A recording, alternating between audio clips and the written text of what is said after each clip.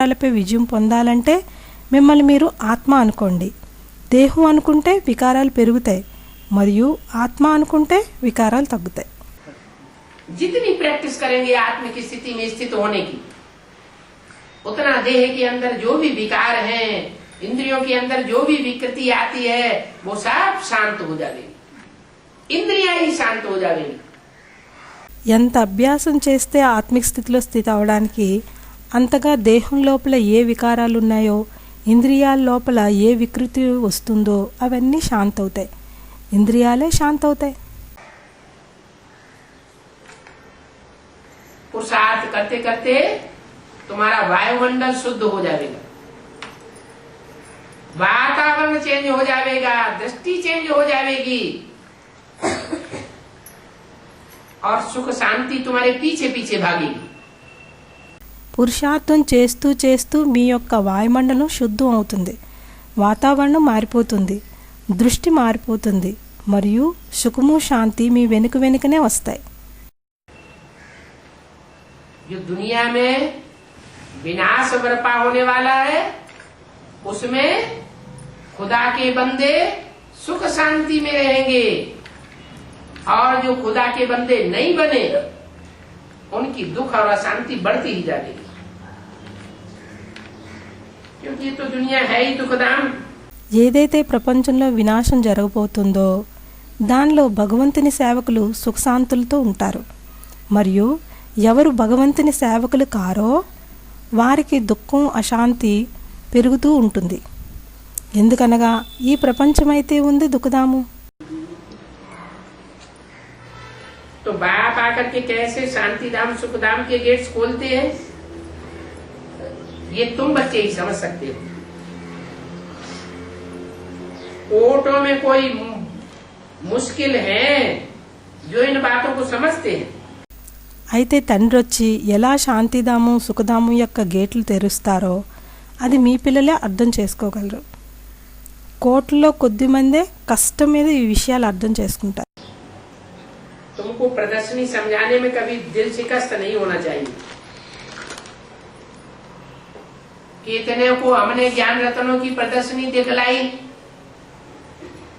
और किसी की बुद्धि में नहीं बैठता. మీకు ప్రదర్శని అర్థం చేయించడానికి ఎన్నడూ హృదయ విహీనులుగా అవరాదు. ఇంతమందికి మేము జ్ఞానరత్నాల ప్రదర్శన చూపించాము, మరి ఎవరి బుద్ధిలోనూ కూర్చోటం లేదని. बाप कहते हैं जब समय आएगा तो लोग तुम्हारे पीछे पीछे भागेंगे, हमको भी कुछ कड़ा दाना दे दो. इसलिए बताते हैं कि ये मुसलमान भीख मांगेंगे. తండ్రి అంటున్నారు, ఎప్పుడు సమయం వస్తుందో జనులు మీ వెనుక వెనుక పరిగెడతారు, మాకు కూడా కొంచెం అనువింత గురుగింజంత ఇవ్వండి అని. ఇందుచేతే అంటారు ముసల్మాన్లు బిచ్చం అడుక్కుంటారని. ज्यादा ज्ञान कौन से धर्म में? हिंदू धर्म में बहुत ज्ञान है.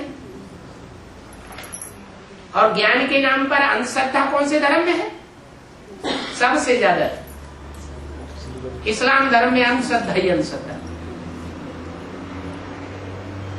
तो पहले तो ये इस्लामी मरेंगे. ఏమిటి ఎక్కువ జ్ఞానం ఏ ధర్మంలో ఉంది? హిందూ ధర్మంలో చాలా జ్ఞానం ఉంది మరియు జ్ఞానం పేరు మీద అంధశ్రద్ధ ఏ ధర్మంలో ఎక్కువగా ఉంది? ఇస్లాం ధర్మంలో అంధశ్రద్ధే అంధశ్రద్ధ. కాబట్టి మొదట ఈ ఇస్లామీలు మన్నిస్తారు. ये ज्ञान का बहुत तिरस्कार करते हैं, ज्ञान की बातों को सुनना भी नहीं चाहते, कान में उंगली दे करके रहते हैं, कहते हम तो भगवान को याद करते.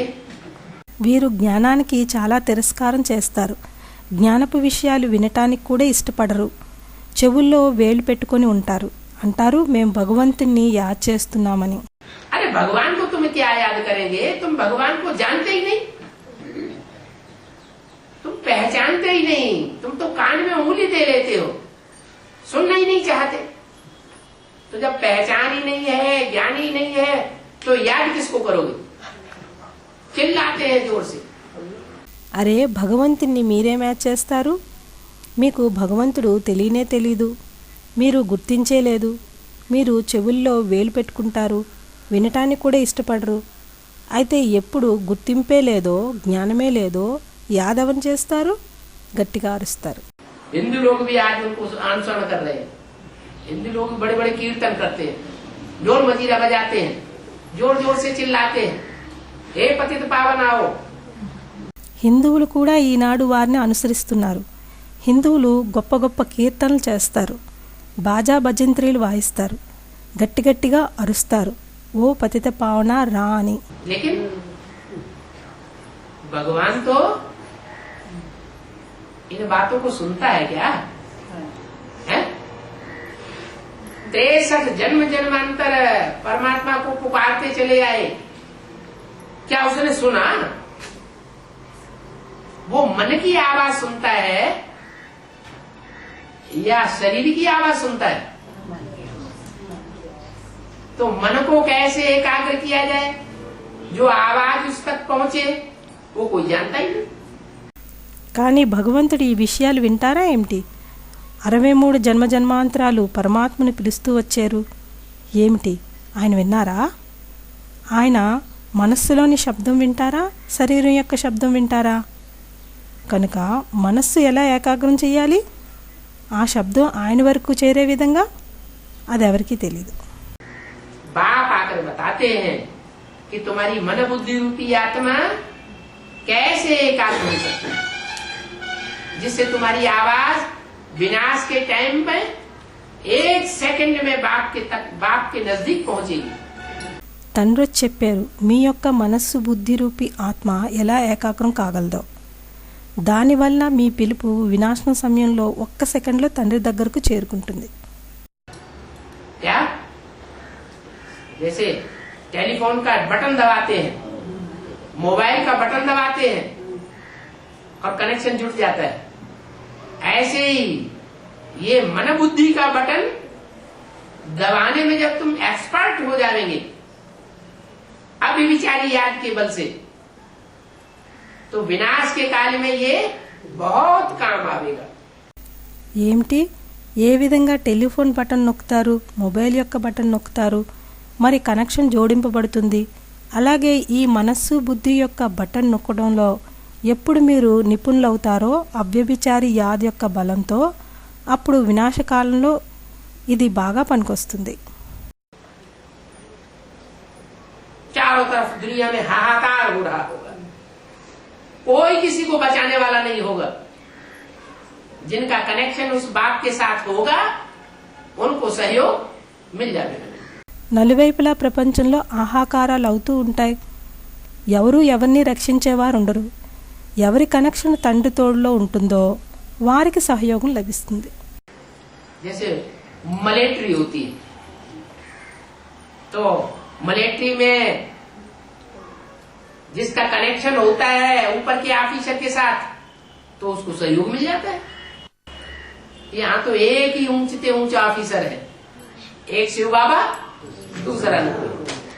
ఏ విధంగా మిలిటరీ ఉంటుంది, అయితే మిలిటరీలో ఎవరికి కనెక్షన్ ఉంటుందో పై ఆఫీసర్తో వారికి సహయోగం లభిస్తుంది. ఇక్కడ ఒక్కరే ఉన్నతోన్నతమైన ఆఫీసర్, ఒకే శివబాబా, వేరే వారెవరూ లేరు.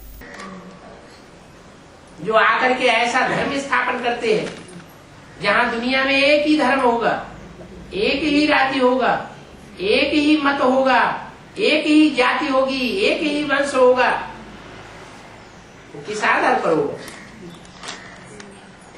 एक को याद करने वाले जो होंगे उस आधार पर होगा. ओम शांति. వారు వచ్చి అలాంటి ధర్మస్థాపన చేస్తున్నారు.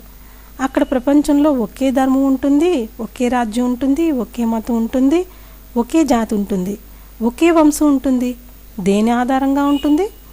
ఒక్కరిని యాద్ చేసేవారు ఎవరుంటారో వారి ఆధారంపై ఉంటుంది. ఓం శాంతి.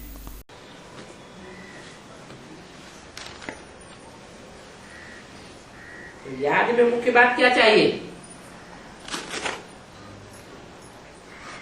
याद तो चाहिए, लेकिन मुख्य बात तो उसमें कैसी कैसी याद चाहिए? अब भी विचारी याद चाहिए, परंतु माया बुलाए देती है. मेहनत के बगैर विश्व के मालिक थोड़े ही बनेंगे। पूरा पुरुषार्थ करना चाहिए। యాద్లో ముఖ్య విషయం ఏం కావాలి? యాద్ అయితే కావాలి, కానీ ముఖ్య విషయం అందులో ఎలాంటి యాద్ కావాలి? అవ్యభిచారి యాద్ కావాలి. కానీ మాయ మర్చిపోయేటట్లు చేస్తుంది. శ్రమ లేకుండా విశ్వానికి మాలికులుగా అయిపోతారా ఏమిటి? పూర్తి పురుషార్థం చేయాలి. हम एक बाप को याद करेंगे, कोई दूसरे को याद नहीं करेंगे। हम सुखधाम के मालिक बनेंगे, चक्कर लगाकर तमो प्रधान बने, फिर बाप को याद करके सतो प्रधान बनेंगे। हमने ये चक्कर अनेक बार लगाया है। మనం ఒక్క తండ్రినే యాద్ చేస్తాం, ఇతరులను ఎవరిని యాద్ చేయం. మనం సుఖధామానికి మాలికులు అవుతాం. చక్రం చుట్టి తమో ప్రధానం అయ్యాం. తిరిగి తండ్రిని యాద్ చేసి సతో ప్రధానం అవుతాం. మనం ఈ చక్రం అనేక సార్లు చుట్టాం. क्या सत्ययुग त्रेता द्वापर कलयुग और कलयुग के बाद फिर सत्ययुग। एक बार चक्कर नहीं लगाया है, तो जो अनेक बार किया हुआ काम है वो सहज होना चाहिए या कठिन होना चाहिए? सहज है। बाप को याद करना है और तो कुछ नहीं बताते। ఏమిటి? సత్యయుగం, త్రేతా, ద్వాపర, కలియుగం మరియు కలియుగం తర్వాత తిరిగి సత్యయుగం. ఒకసారి చక్రం చుట్టలేదు కాబట్టి ఏదైతే అనేక సార్లు చేసిన పని ఉందో అది సహజం అవ్వాలా, కఠినం అవ్వాలా? సహజం అవ్వాలి. తండ్రిని యాద్ చేయాలి, ఇంకేం చెప్పడం లేదు. क्या जिसको सारी दुनिया याद करती है, क्या 500 करोड़ की दुनिया में कोई ऐसा है जो बाप को कभी याद न करता हो? जो नास्तिक से नास्तिक आत्माएं हैं, जब एटम बम फटने लगेंगे, विनाश सामने खड़ा हुआ दिखाई देगा, तो वो भी गॉडफादर को याद करेंगे।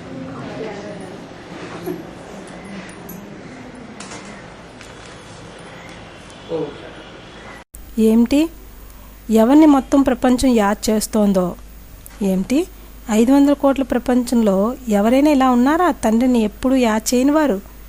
ఎవరైతే నాస్తికుల కన్నా నాస్తికులైన ఆత్మలున్నారో, ఎప్పుడు యాటమ్ బాంబు బదులవుతుందో, వినాశనం ఎదుట నిలుచొని కనిపిస్తుంటే అప్పుడు వారు కూడా గాడ్ ఫాదర్ని యాద్ చేస్తారు. ఓం శాంతి.